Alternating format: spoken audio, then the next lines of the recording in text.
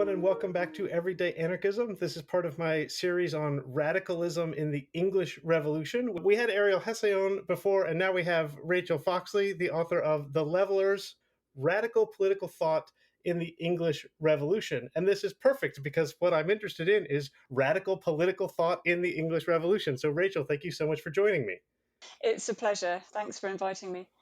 So, what we've done so far was talk through with Ariel some of the things that caused the Civil War, the very basics of what happened, who won, that sort of thing. And kind of one of the ways that we left off, and also sort of one of the ways that we started, is if you draw far enough out, the English Revolution and the French Revolution are more or less identical. I'm well aware they're not identical on the ground, but you've got conflict over money between the king and the body that is responsible for giving the king money. The king thinks he can go his own way. Eventually, sort of surprising everyone, it becomes war. The king's head is cut off. And then, and this is the part that's most shocking to me, you get a central, powerful figure who is not a king, but is kind of a king.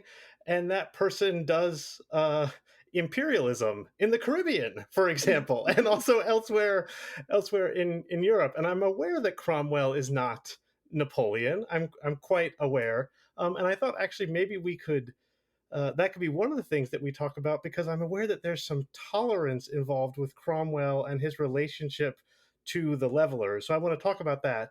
But before, I can just stop and say, you can tell us who the levelers are and where they fit in this broad picture.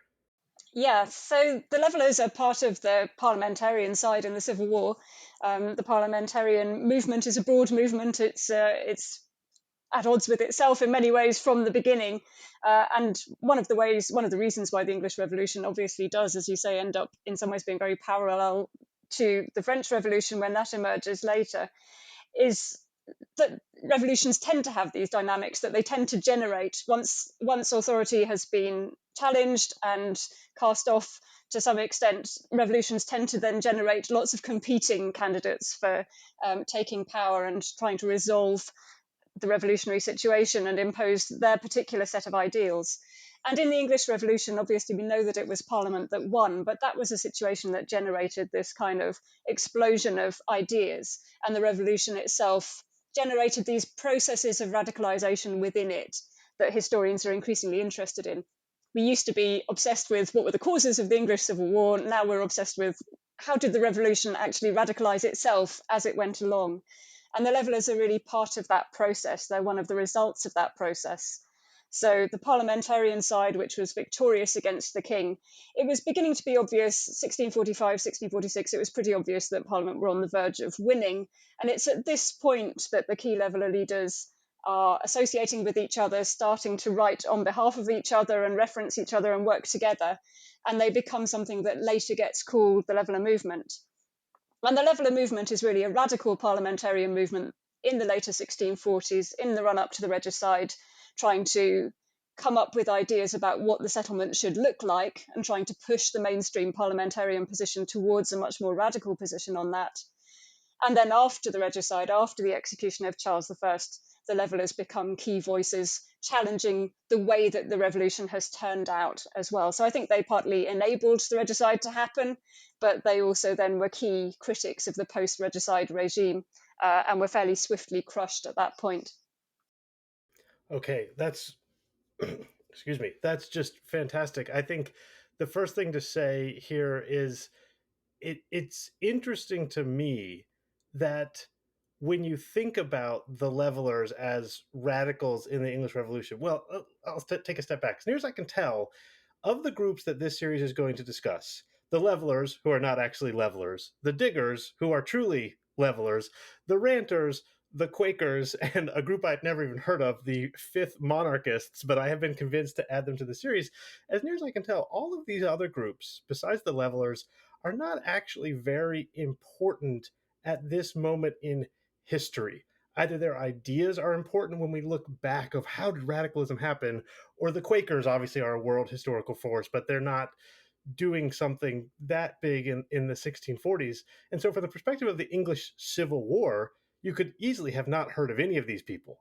The levelers are different, though. The people that we call the levelers are right in the heart of it and really matter. I think that's true. I think that's true. There have been attempts by historians to cut them down to size, to make them very marginal players. There was a whole phase of revisionism where the whole of the English Civil War seemed in danger of, or the whole of the English Revolution seemed in danger of being downgraded to a very minor local skirmish, and I think that would be a big mistake.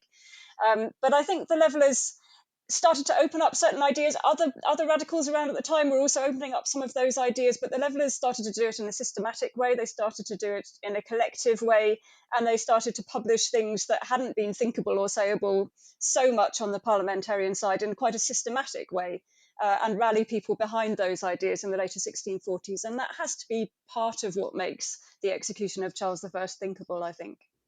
Excellent. All right. So before we get to those ideas and who is generating them, I do want to get your thoughts of to what extent were, I haven't mentioned, neither Ariel nor I mentioned Fairfax, but to what extent were Fairfax and Cromwell, who perhaps we could think of as like the radical branch of the grandees, whatever you want to call them, of the the very powerful people in the parliamentarian side. Cromwell and Fairfax seem to have been relatively radical compared to their brethren, not as radical as the levelers, and seem to have been sympathetic to the levelers. And tolerance is the word that often gets used. So I wanted to get your sense of the extent to which, Fairfax and Cromwell were sympathetic to the levelers before we get to who they were and what they were doing. Okay, well, I think this takes us into 1647, and it takes us into the army to a certain extent. So I think perhaps I should say something about how that all works. I should say that Lilburn's relationship with Cromwell goes back much earlier than that. John Lilburn, the key leveller leader, I will just introduce at this point for the Yes. purposes of making this connection. He was a character who became extremely well known, had this nickname Freeborn John, and he became extremely well known already in the 1630s before the English Revolution broke out.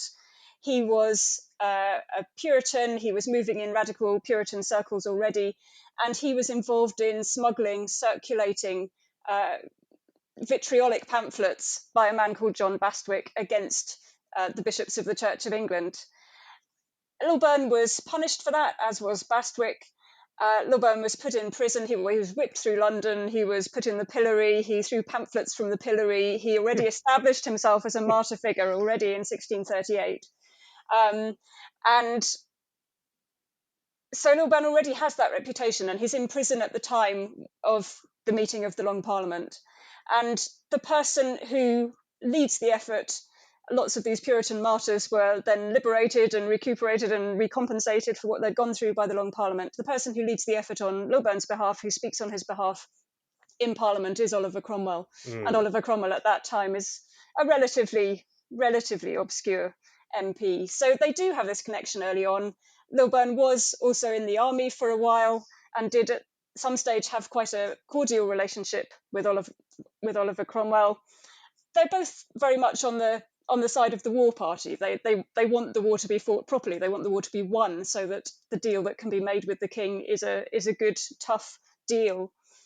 So they are at the outset fairly natural allies.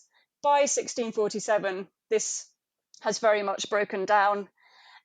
And in 1647, the relationship of the Levellers, who were already quite a force in terms of publishing pamphlets by that point, and the New Model Army comes to a head. So I think I should perhaps outline 1647 a little bit. It is an absolutely climactic year. This is a year in which Parliament has won the Civil War. The question of what the settlement is going to be is becoming a very fraught one. There is a dominant parliamentarian faction that wants to make a relatively moderate settlement with the king. There are others who feel that is not good enough and that it's going to let down the cause that has been fought for in significant ways. The New Model Army, of course, in theory is commanded by Parliament, but the majority in Parliament turns against the New Model Army, is suspicious of it politically, and the result is that the New Model Army, complete with its grandees, its leaders, including Cromwell and Fairfax, actually effectively turn against Parliament in that year and go into a state of sustained mutiny through the summer of 1647. And at that point, some slightly more democratic structures also emerged within the New Model Army, which were important to the story. So it's not just the officers debating what happens in 1647, it's some members of the rank and file, some representatives of the army more generally are also part of some of those discussions. And as part of this mutiny of the army against Parliament, the army actually starts negotiating directly with the king. It bypasses Parliament. In fact, it actually kidnaps the king from where he's being held by Parliament, takes custody of him themselves, and start negotiating with the king. But by the time you get to the autumn of 1647, some of the more radical elements in the army think that the army leadership is on the verge of selling them out in those negotiations, and certainly the trust that any trust that the Levellers had in Oliver Cromwell by that point is definitely gone, and you get some very vitriolic pamphlets against the army leadership, as well as what happens in the Putney debates themselves. Let's get to the Putney debates in a moment. I do think the only thing that I want to jump in and say, and then I'll just let you keep going unless you want me to prompt you with something, is that one of the sort of truisms that I've discovered and does seem to be true when you study radical thought is when you find democracy, Athens is the most famous example, you often find that it comes at the barrel of a gun, right? Or the end of a sword. All of a sudden, if you've got enough people who think that they should be heard, okay, fair enough. And also, they're the ones who have the weapons. Well, the traditional problem when people think they should be heard is to send the guys with the weapons against them. So in Athens or with the New Model Army, if the people who say, hey, our voices should matter are the ones with the weapons, well, you can't send the guys with the guns against them. And lo and behold, from mutiny comes democracy, which is just a fascinating thing to me. Yeah, I think it's a really interesting moment in 1647, and one of the things that historians debate is what's the relationship of the sort of core of the Leveller movement, who are civilians by the time they're acting as Levellers. Lilburne had been in the army but is out of the army by this point. What's the relationship between them and the New Model Army? But obviously one answer to that question is precisely that the civilian Levellers want the army on their side for precisely the reasons that you've said. And historians have debated how successfully they penetrate the army, how successfully they get their propaganda into the army. You've got some people, some hostile people commenting at the time saying the army is one Lilburne throughout. They take his writings as scripture. They're just, they're completely indoctrinated, these radicals in the army. But of course, we know that the army wasn't wholly composed of ideological parliamentarians who signed up for that reason. It wasn't wholly composed of radicals, even among the people who were convinced parliamentarians who signed up for the New Model Army. But there's definitely this strain of radical thought within the army that at some points diverges from exactly what the civilian Levellers would want, at some points converges, but there's definitely a sense that the Levellers want the army on their side, and also at some points that the army are reaching across to these civilian radicals as well. Okay, great. It seems to me there's three places we need to go, and you can tell me if there's where we should start. There's their actual views, so what the Levelers are thinking. They're often held up as having sort of invented in the Western world what we would now call like democratic liberalism. If when Stanley invented anarchist communism, which I think he did, the Levelers seem to have invented something that would be very comfortable for a 20th century or 21st century resident of the West.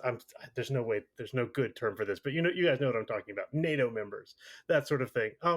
The other thing is their methods. This is where they seem to me quite anarchic, and I have found the quote where someone describes them as anarchists, so I'll spring that on you at the right moment. So making appeals to the people and pamphlets and that sort of thing. This is very anarchic or radical. And then finally, and maybe this will start us, or maybe this can be where we go, there's this thing, the Putney debates, which is where you can actually sit down and read these radical statements from 400 years ago that sound in so many ways so contemporary. So their ideas, the way they spread those ideas, and then how those ideas, sort of come to a head in the Putney debates? How would you like to get there? I think let's do it in that order. Let's do the ideas first. Okay, great. So I can plunge in with that. So essentially, the levelers believe that no one is born to rule someone else. No one is born above another person in a God-given hierarchy. So their fundamental belief is in a natural equality that everyone has. And at points, they don't often stop to spell out their theory, but at points where they do, there's one point where Lilburne does it. And it's very interesting that in that statement, he says actually every man and woman is born Hmm. on an equal basis. So that fundamental natural equality is at the root of all of their thinking. And they argue on the basis of that in order then to rule legitimately over anyone else, you have to have their consent. It has to be based on a process of consent. So this is a politics based on natural rights and based on ideas of consent. It doesn't mean that the levelers totally departed from talking about history, the law, the legal system. They did hark back to rights that they thought were actually inherent in English history and the legal system as well, and they sometimes fudged issues such as um, was the legal system still sound or had it been corrupted by the Norman conquest? There's all of that going on as well. They don't speak a purely theoretical language, but when they do speak a theoretical language, they really are talking about fundamentally natural rights and an architecture of politics that is based on consent, because otherwise there's no such thing as legitimate rule over a person who is naturally free and equal. Yeah, and I'll just jump in and say this is late 18th century Enlightenment rhetoric perfectly, talking about Mm. inalienable rights and the will of the people or the consent of the governed. It's right there, all the way Yeah, back in the 1640s. Excellent. yeah, and it's interesting that you say inalienable rights, because again, that's something that has been very much credited to the levelers. This idea not just that you're born free and equal, but that some of your rights, whatever agreement you make with other people, you maybe can't give up. You just simply can't give up. And the key right that they think you can never give up is your right to freedom of conscience in religion, and they're very consistent about that. So that is a power you just cannot hand over to anyone else. Your relationship, your relationship with God in your conscience is your own, and no government can interfere with that relationship. They can lay on some benign religious teaching, but they can't interfere in your relationship with God and how you choose to worship, God. So that idea of inalienable rights does start to come through in the levelers, and it starts to come through particularly in a document called the Agreement of the People, which is the first agreement of the people. There was a series of them, is something that emerges more from the army context, but it has in it what it calls reserves. It says there are certain powers that are reserved from the government that the government can never exercise over the people, and freedom of conscience is one of these reserved powers. So this is why the levelers have been credited with the idea of inalienable rights, not just with basing their whole theory on natural rights. Fantastic. I mean that sounds again like the Bill of Rights. I'm sorry. I have to say this sometimes, especially when talking to people in the UK. I'm not just an American. I'm a historian of American ideas, so I can't hear these things and not relate them back to American thought. Sorry about that. No, of course. Okay, so this set of ideas, I guess. So this obviously Puritanism is sort of the underpinning of all of this. This also explains, I think, why someone like Cromwell is in some ways interested in these ideas, but especially even when he comes to disagree with them, that he goes along with them. Sorry, that he, that you can't imagine Cromwell turning the cannons on the levelers as you could imagine other military leaders turning the cannons on dissenters, because this obviously Cromwell doesn't agree with everything the levelers believe, but this belief that you have this inalienable right of worship, but we could even say like an inalienable right of ideas. I don't think they would put it that way, but in my secular way I would put it that way. That's something that Cromwell felt very strongly, and that makes him nothing like Napoleon. Napoleon did not think this. Just if you're not a Napoleon expert, Napoleon did not believe that everyone in his empire had the right to their own ideas and worship however they wanted. And when I look back, I find Cromwell to be such a radical figure for that reason. I think Cromwell really does share that core commitment to a certain degree, at least, of freedom of conscience. The Levellers may take it further than Cromwell. Cromwell certainly is very much in favour of religious toleration for those honest Protestants who have the root of the matter in them, whether or not they're sectarian or members of the national church. And it is very significant for the Levellers that they draw a lot of their support from gathered churches in London, churches that had split off from the national church. And they themselves, the key Leveller leaders, were members of those kinds of churches or were very sympathetic towards them. So John Milburn, we know, was a Baptist, a particular Baptist, so one who, at least at the start of his career, was very much sticking to Calvinist ideas. William Wallin claims to still be a member of the national church, but the amount that he talks about the different gathered congregations and his friends in them, you actually start to wonder whether this is a little bit of a cover story. And Wallin is actually quite unorthodox, and he believes in some kind of free grace. So he's not a Calvinist. And Richard Overton, similarly, is a general Baptist. So again, he has actually quite heretical views, including the rather charming heretical view of soul sleeping, so that the whole man, body and soul, dies at death and is then resurrected at the resurrection. And he writes a whole book about this that he publishes in the 1640s and is republished in the 1650s. So there's some interesting heretical things. They're not all from exactly the same part of this diverse Puritan spectrum that evolves in Civil War London, and it's interesting that they're not. They're actually working alongside each other, but from slightly different positions. But that congregational, gathered congregations context is absolutely a key support base for the civilian Levellers, particularly in London.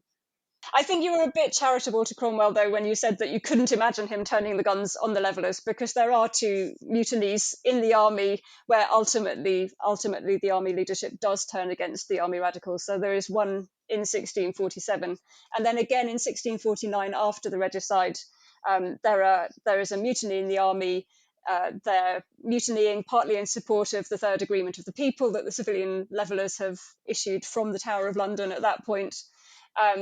And there are soldiers who are shot for their part in those mutinies. So it's a bit charitable to Cromwell, I'm afraid, to say that he could never have done that, I think. So, so turning the cannons on them because they've risen up against you, that seems to me very different from torturing them, forcing them to confess, murdering them for what they believe, even if they didn't rebel against you. And Cromwell's not after ideas, I don't think. He's not after the ideas. He wants the ideas to flourish, and he's okay with those ideas flourishing within the people as long as they don't do the very obvious thing of, rebel. Well, no, it's definitely about army unity, and it's definitely after the regicide, it's definitely about the simple security of the new regime. I mean, that's the key concern. I'm sorry. Let's get back to the key Leveller idea. So we've got tolerance and this religious basis. You've introduced the idea that there's some form of gender equality, which I want to hear more about. And obviously, this is going to come up with both Winstanley and the Ranters. And then the basic idea, I mean, my understanding is they want some form of suffrage, possibly universal manhood suffrage, possibly not. I've seen arguments about that, but let's hear about these ideas. Yes, so the basic Leveller idea of consenting to government was an idea that was already around. Parliamentarians used this theory as well, the idea that ultimately power was derived in some way from the people or from the consent of the people. The thing that the Levellers did that was more radical, I think, was that they really brought that right into the present day. A lot of other parliamentarian theorists would have been saying, well, way back in the past, there was a state of nature, then people consented to come into government. We have this great constitution. Parliament is part of this constitution, and therefore we can defend you against this king who seems to have become a tyrant of some kind. So they weren't saying you, the people, have the power now. They were saying we, as Parliament, have power on your behalf now. That was essentially the parliamentarian message to the people, the mainstream parliamentarian message to the people. The Levellers partly turn parliamentarian ideas against Parliament itself. They say, actually, if we're unhappy with you as a Parliament, if we think you as a Parliament are becoming tyrannical, we can act against you. Your power could be forfeit as well. And they also bring the idea of consent right up to the present day and envisage parliamentary elections as the place where that consent is given, and that it has to be constantly renewed. So the Levellers, the civilian Levellers, are arguing for annual elections. They become increasingly worried about parliamentarian tyranny, but also about the potential of any government to become corrupt. So what they're essentially suggesting and championing is a government that would be government by a representative. They stop calling it a parliament and start calling it a representative, what they would actually like to see, partly because they're emphasising the idea of representation very strongly, that it really should represent the people. And that is a unicameral body. It doesn't need the consent of a House of Lords to make law. It doesn't need the consent of a king to make law. They don't always spell out whether they're intending to just cut out the House of Lords and the king completely. It may be that there's room for the king as a kind of executive figurehead of a government, but he certainly has absolutely no veto on legislation. And when they're talking about government, they're really talking about this single chamber representative that is going to rule the nation. And then, as you say, there's been a long-standing debate among historians about exactly how wide the franchise for that should be, according to the Levellers. And that's because they say slightly different things at slightly different times. So you definitely get a sense that they are thinking about it expansively, because they do make this argument. Lilburne makes the argument, and then it's picked up in the Putney debates as well, that you really can't be legitimately ruled by a government unless you've consented to be under the laws that that government makes. And the implication of that is that everyone should have a vote. They don't obviously go that far. They don't suggest that women should have a vote. There's this, as I say, they say that women are born equal to men, but there's then a kind of lacuna in the text where they don't explain how it is that women then come to be governed by men within households. But in terms of male suffrage, by the third agreement of the people, they're essentially saying that any man of the age of 21 years and over who isn't a servant, who isn't receiving alms, so payments for the poor, and who isn't someone who's been active in the royalist cause, any man aged 21 and over should have the vote. So being a servant means being a servant, living in someone else's house as a servant. You might be very dependent on them. You might be very dependent on the person who gives you alms if you're poor. And clearly they don't trust the royalists, but they say they're only going to cut out the royalists for 10 years. Then they will be able to vote after that. So it is a very expansive franchise that they eventually end up proposing. Okay, excellent. I One topic that just comes up over and over again in studying radicalism is the problem of gender, the problem of women. I just read someone say that in the revolutions of 1848, quote, women got nothing. I don't know if that's quite true, but it's true enough considering how complicated the revolution of 1848 were. Obviously, when you look at the both the Great French Revolution and the whatever you want to call it, the Communard uprising, women were absolutely crucial to the revolt actually happening, and then were cut out of leadership as much as possible. I mean, I'm not tapped into like modern day radical circles on Reddit or Twitter, but my friends who are tell me that to this day you can find people who are the leftists of the left, hardcore socialists. I'm sorry, not people, men who do not seem to have included gender as a category of oppression that needs to be defeated. It just comes up over and over again. That's why the ranters are going to be very interesting, because Yeah. they take gender into account, although in a way that I find very complicated in its own way. I can't explain it except that this pattern seems to have been riven, just right through almost all revolutionary movements over the past, I would have said 200 years, but if we're going back to the English Revolution, we can now say back to the past 400 years. It's unfathomable to me, but it's what it is. Yeah. And as you say, what's so interesting is that radicals have the building blocks there. They even start to articulate them, and then they don't follow through. But what's interesting about the Leveller movement is that there are, of course, women who are involved in it. We hear quite a lot from some of the Leveller leaders in their pamphleteering about their wives, which I know doesn't sound very positive. And in many ways, it's not very positive, because what we tend to hear is the Leveller leaders saying that their wives, even though they're so terribly weak and even though their reputations should be protected, have been treated abominably by the authorities. So perhaps the Leveller leader's house has been raided, and as well as taking out papers and books, they've also dragged out his wife, clutching a baby to her breast. That's the kind of rhetoric that you tend to see in the Leveller pamphlets by the male Leveller leaders about their wives. It has to be said, though, that they also make it very clear that their wives understand the cause and are aligned with the cause. So they do play up the rhetoric of them being weak women. At certain points, I mean, Lilburne later on in his marriage seems to be particularly impatient with his very, very long-suffering wife, Elizabeth. But they do make it clear that their wives understand the cause, that their wives can make some quite sharp comments about the cause that they're fighting for as well. And it's clear that the women were involved in certain ways, particularly when the male leaders were in prison. The women may be involved in the network of getting writings out, getting pamphlets distributed, perhaps stitching pamphlets as well. I think I seem to recall a reference to that. And later on in the Leveller movement, coming back to the question of the tactics of the Leveller movement started to try and mobilize large groups of people in various ways through print, but also mobilizing them to action in the streets. And they did that in various ways. They obviously were prodigious pamphleteers, and that's the core of their tactics. But they extend that into petitioning. So political petitioning becomes a major phenomenon during the English Civil Wars.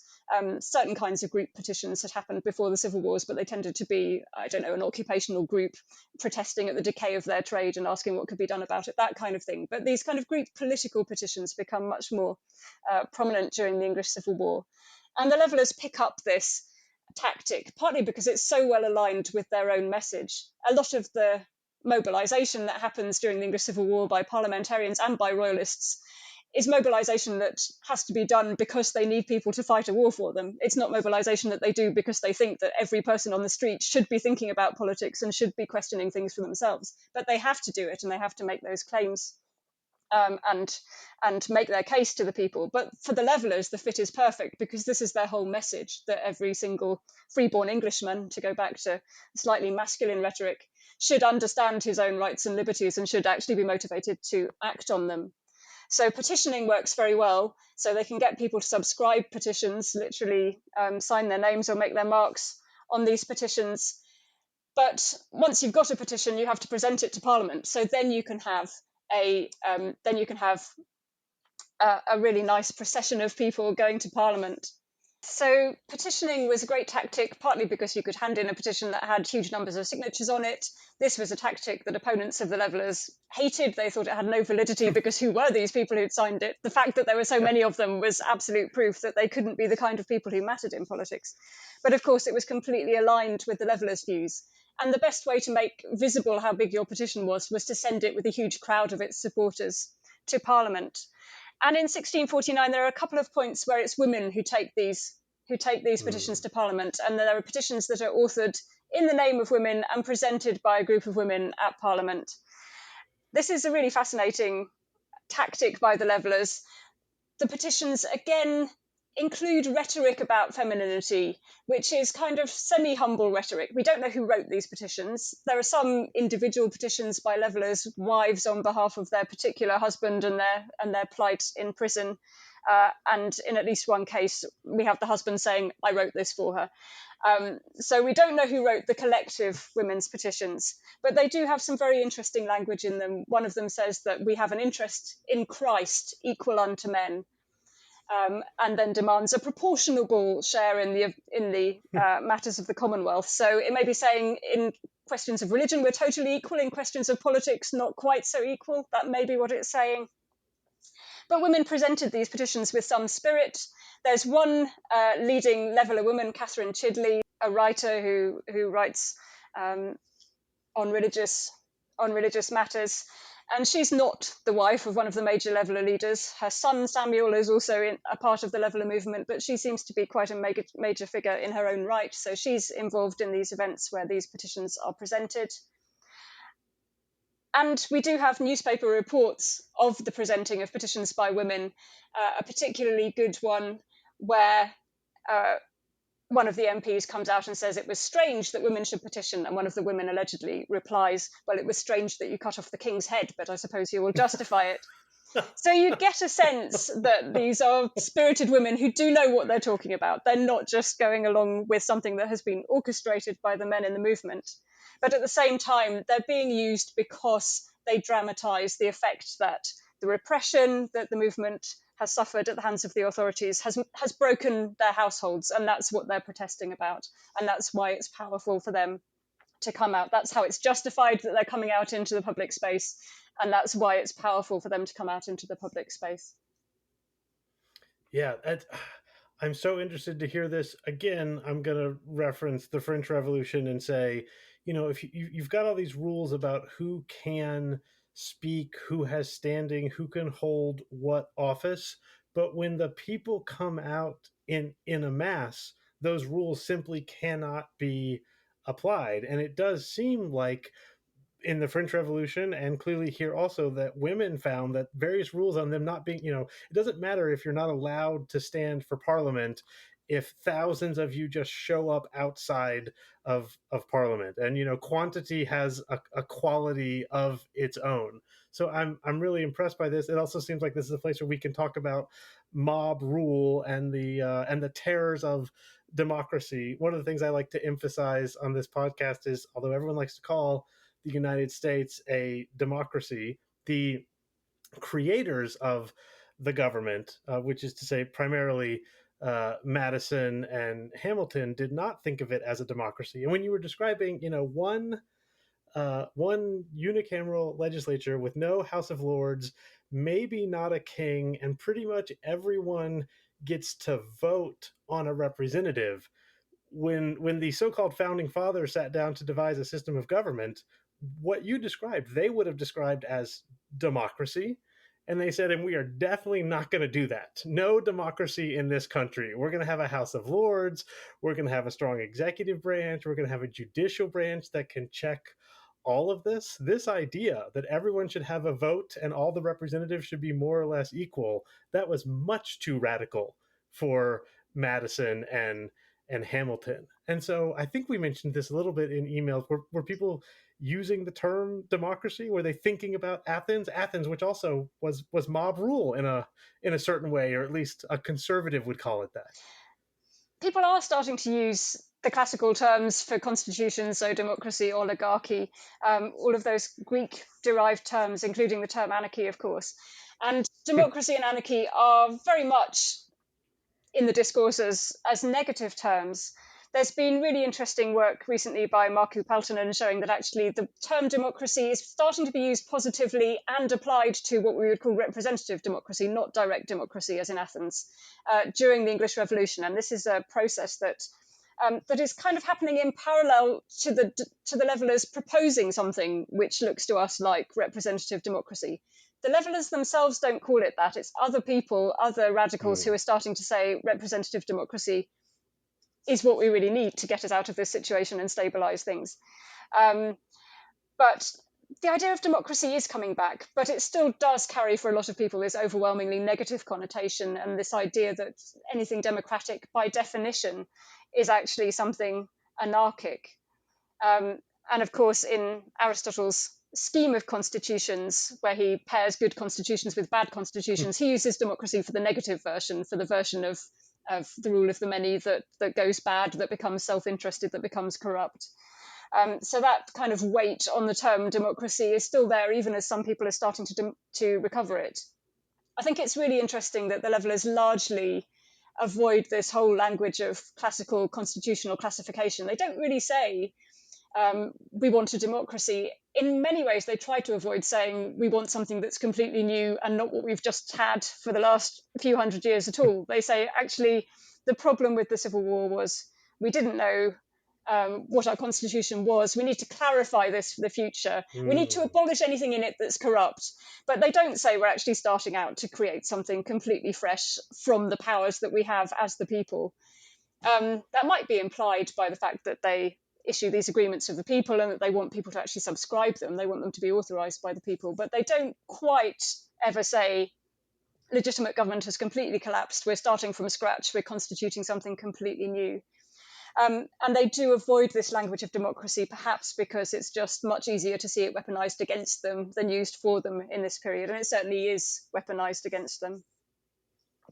Yeah, that's just this thing you say about the way the word democracy is, first a slur, and then a few people use it to describe themselves. It seems to parallel anarchy almost precisely, because anarchy is a slur that shows up around this time, 16th and 17th century, just like democracy. And whereas people start advocating for themselves as Democrats or believing in democracy, at least in the 17th century, it's only in the 19th century that someone finally says, Proudhon famously, also famously a radical who is a total misogynist, says, anarchy is something that we want. However, in those 18th century American debates that I am so familiar with, you have people advocating for democracy, most famously Paine and Jefferson. And the people who are against them use the word democracy as well as the word anarchy to say, democracy and anarchy are roughly the same thing and it's bad. And Paine doesn't stump for anarchy, but he does say, I believe in democracy, and this gets him kicked out of the country, and it gets him arrested in France as well. People, this idea of democracy is toxic, and I could see that being the case even more so in the 1640s. Yeah, and it is definitely linked to anarchy in people's minds as well. Um, Charles I, famously, or a statement attributed to Charles I, talks about the mixed constitution and the glories of the mixed constitution, something which some royalists thought was a mistake. He'd maybe conceded too much in describing England as a mixed constitution. But he says, well, there are positive aspects. There are positive things that democracy, the House of Commons, essentially contributes in a mixed constitution. But if it goes bad, then it descends into this confusion of chaos and anarchy. So you get that kind of idea of anarchy linked with democracy, with excesses of democracy, with democracy becoming the whole of the constitution rather than a very, very carefully confined part of the constitution. It's very much a common idea. And you do get the word anarchy used against the levelers. I know you have a great example you want to throw at me, Yeah. but I also found this from Thomas Edwards, who is a Presbyterian heresiographer who is very much opposed to the wider fringes of religious radicalism in this period. And he says that Lilburne wants the overthrow of the three estates and the laws of the kingdom, and to set up an utopian anarchy of the promiscuous multitude. So, Oh, that sounds yeah, great. I would love a utopian anarchy of the promiscuous multitude. Let's get that on a bumper sticker. Um, yeah, the one I found is it's a pamphlet called a modest narrative of intelligence. I don't know who the author is, whether we know or not, but the anarchist historian George Woodcock, he believes he wrote that this is the first use of the word anarchist as opposed to for anarchy. And my colleague Jesse Cohn tracked this down, and so he's writing against an agreement of the people, which is the leveler thing, right? yep, The leveler platform, if yes. I've got that correct. The people must not agree, he says, for if so, the result will be that all excrescences which do both clog and disfigure the body must be taken off. So we've got to stop this, to prevent which by these Switzerland anarchists. And I find this especially delightful. Sorry, I should say by these Switzerland anarchists, because I think my laugh sort of cut that off, because Switzerland does become, I mean, when you get people calling themselves anarchists, it does start in Switzerland. So obviously Switzerland is viewed as a dangerously revolutionary country harboring anarchists in 1649. And damn, did the anonymous author of a modest narrative of intelligence get that right. Yes, It's Switzerland fascinating. anarchists, it's a thing. How did he know? Yeah, it's fascinating. And again, it's a direct link back to democracy, because the societies across Europe that you could look at and think were a democracy, I mean, that is the Swiss cantons. They're a direct That's democracy. it. So, Democracy and anarchy. yeah. I mean, there's obviously an old democratic tradition of insisting that democracy and anarchy are completely different things, and please don't associate them.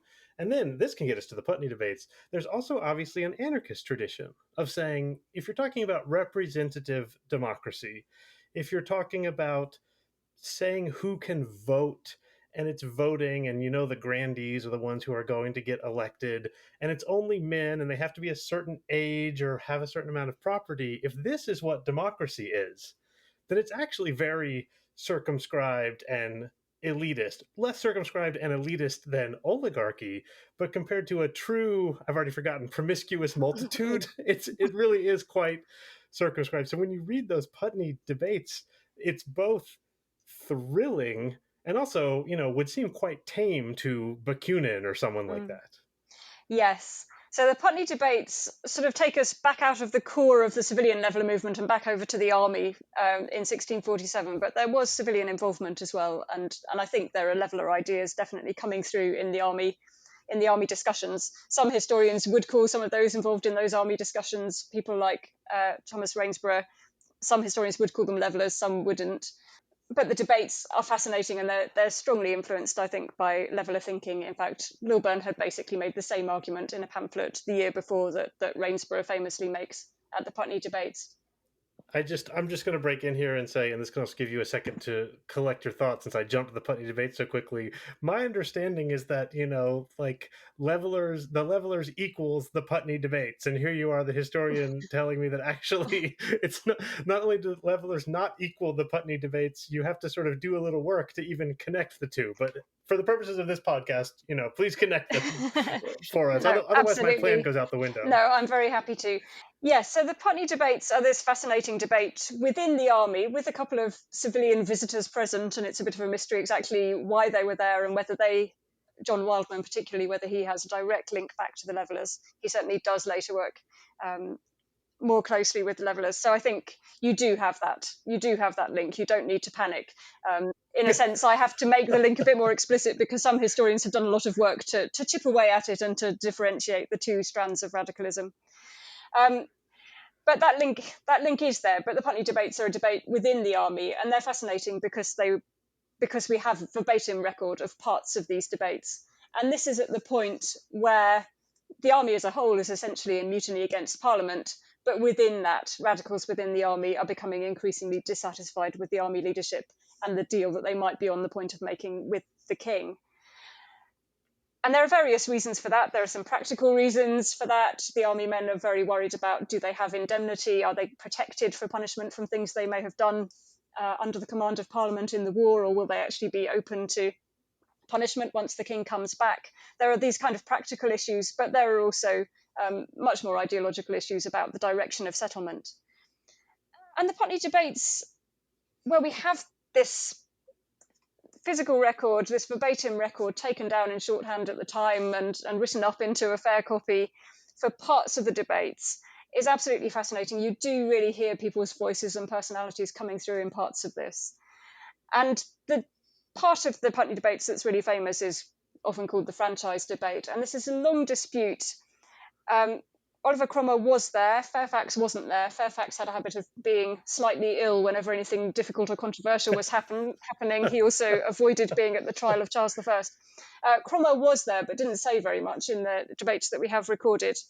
The person who leads for the army grandees is Henry Ireton. He's Cromwell's son-in-law. He's closely associated with Cromwell. And he takes issue with a clause in the first agreement of the people, which is a document that's been presented to this meeting of the Council of the Army, the General Council of the Army. And there's a clause in this document which says that we would like, in the future constitution, votes to be distributed according to the number of inhabitants. And Ireton says, what does that mean? Does that mean that you want to give a vote to every man? And of course, the agreement of the people have very tactfully not spelt that out.